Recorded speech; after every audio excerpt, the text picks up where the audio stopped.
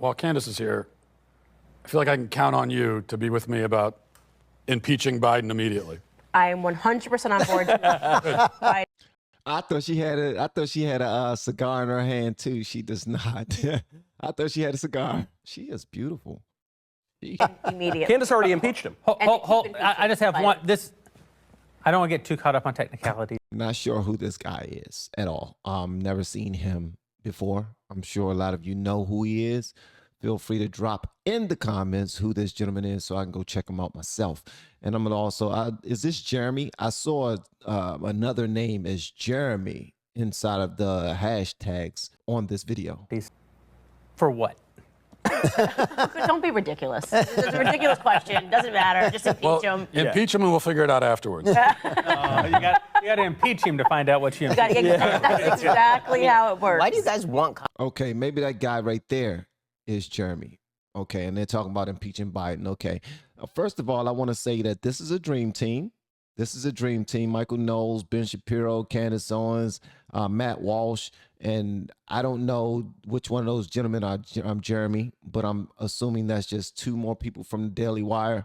I don't know the other two guys, but I am a little upset with these guys because in my learning of politics in the last 7-8 months with you all, I was depending on their information being correct. Now they're saying that impeach Biden, and they're making fun of those things. And the title of the video is called "I Never Realized Just How Stupid Kamala Harris Was." They're not discussing that yet in detail, but with them being so stupid and with the economy not working in their favor, how come the red wave did not happen?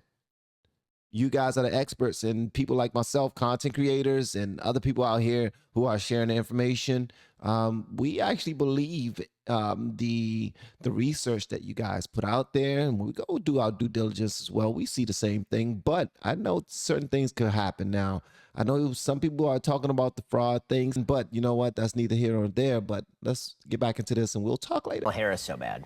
Honestly, I do. I think I do. Like I said before, I didn't realize how stupid she was. Like I honestly, I was so focused on like the Trump versus Biden thing that she flew under the radar for me. And I am so impressed with her stupidity that I do want her to have a bigger platform. I do. Also, Kamala Harris has this thing about Venn diagrams. I love nuclear footballs. My favorite big president, you get nuclear footballs, and I love footballs, and I love nuclear. Who doesn't love football? Who is this gentleman, man? Short, funny guy. You're not funny to me yet, but I'm sure you're funny to everybody else. You seem nice. You seem nice, but how they're ragging on Kamala is wild, because I don't know many black people who, other than the fact that she's black, well, she's black enough. That's pretty much all people go off of. She's black. She's a lawyer. She graduated from an HBCU. Howard University, which is in D.C., Washington, D.C., where I'm from. Bow, boom, boom, boom, boom. I don't know why I'm making gunshots in the sound of a Rastafarian Jamaican man, but I know I don't sound anything like them. But what I was saying was, I don't know a whole bunch of black people who really respect her, other than the fact that she's black. She's made it into to becoming the black vice president of the United States of America, whom a lot of people who look like me, who don't really care too much about white history, according to black history that we are fed, say that stuff like this can never happen. So when we see people like this gain office in some type of way, we celebrate and we don't pay attention to anything else. Their flaws, we try to ignore them, especially with Kamala, because when she speaks, she just sounds so unintelligent, and it's sad. It's so bizarre. Both the two circles and the three. Yeah, it's not bizarre. Yeah, in the middle circle fascinating is is what matters. how much Black America hates Kamala Harris. It's incredible. Like, I mean, they just have to figure out. See, I told y'all. And shout out to Candace for blending. She giving them that femininity look that she's giving them, man. This is definitely necessary with all these men in the building. You look amazing, young lady. And she looks classy. She looks classy and awesome. Yeah. Anyone at any risk of being lumped in or labeled on the basis of a Kamala Harris is going to hate her. And so that's going to be all women. That's going to be Black America. And if you guys have your way and win with impeaching Joe Biden, it will be all Americans who are suddenly being lumped in together with this. She's just so unlikable. And every time she opens her mouth, I'm like, that was really... My favorite thing, I do love the My Favorite Things tour. It's like Julie Andrews' My Favorite Things tour. Mm-hmm. Yep. It's like, dewdrops and raindrops on roses. Right, Venn diagrams. Yeah. School buses. Electric school bus. That's one of my favorite Christmas songs. These are a few of my favorite things. Da, da, da, da. I don't know the words to any song, so please give me a pass. But I like that they're having fun talking about how Kamala is. That's not nice, guys. Dog bites. Outer space. When Joe Biden sniffs. What? When the dog bites and when Joe Biden sniffs. Candace is having too much fun. Sorry, I had to. It was Actually, that was right there. related when she was at the DMV talking to like some random officers about outer space, like looking at North Korea. That was my favorite. I found that very relatable, actually. Like This is my. I do like her. I don't know. It's my consolation tonight on Pennsylvania, because if things don't go well for Dr. Oz, if we have the majority in the Senate and Dr. Oz loses and John Fetterman wins, I know Republicans are going to be pulling their hair out.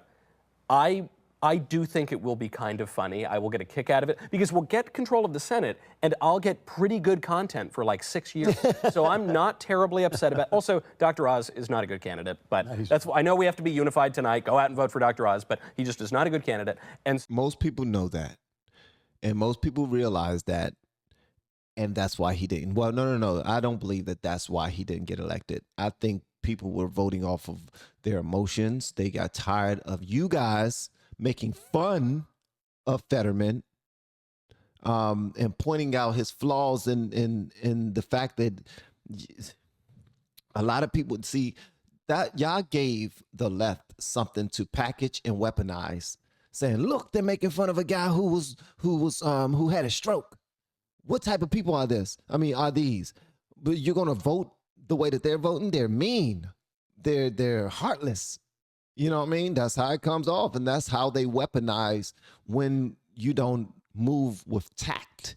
Because it's not a channel that I've checked out that did not say anything making fun of Fetterman's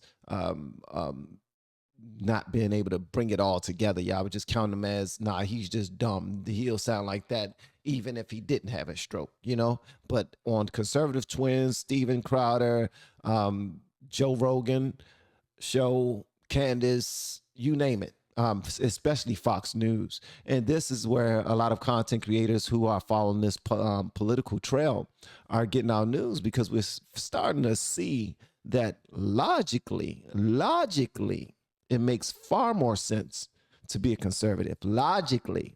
Emotionally, though, it makes far more sense to be a liberal. And it just is what it is. And a lot of people voted with their emotions. You're making fun of gay people. I have a gay friend. I have a gay cousin. I have a bisexual friend. I have a co-worker. You're not making fun of them, but you're just saying, look, there are lines in the sand of certain things that you have a right to do and certain things that you want to do that are not technically rights, you know? So you can want it all you want. If you want me to call you something that you're not, that's you wanting me to call you something that you're not. I'm not obligated to do it, but just because it's an actual law in places like Canada, you want it to become a law here.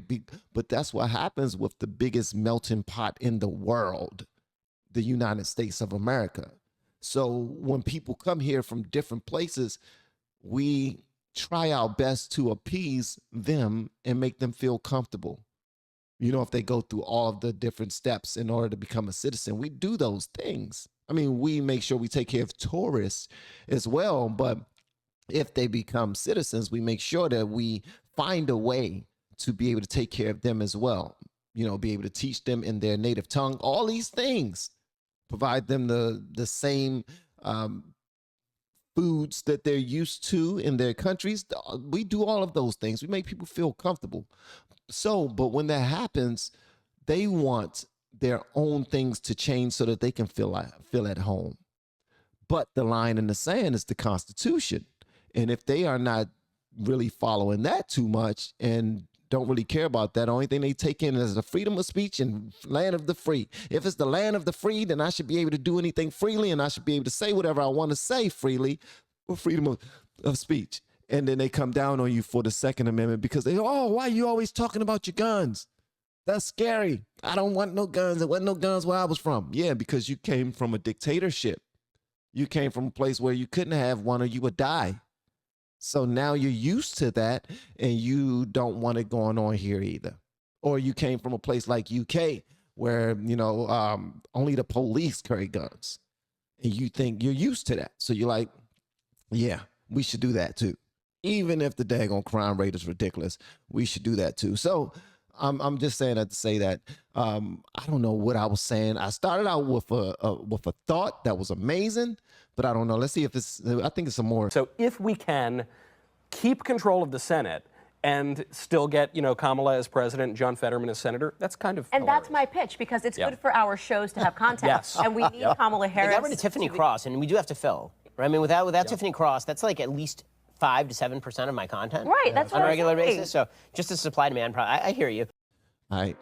So that's all I got, man. I think I said everything I wanted to say. Love y'all, man. Bye.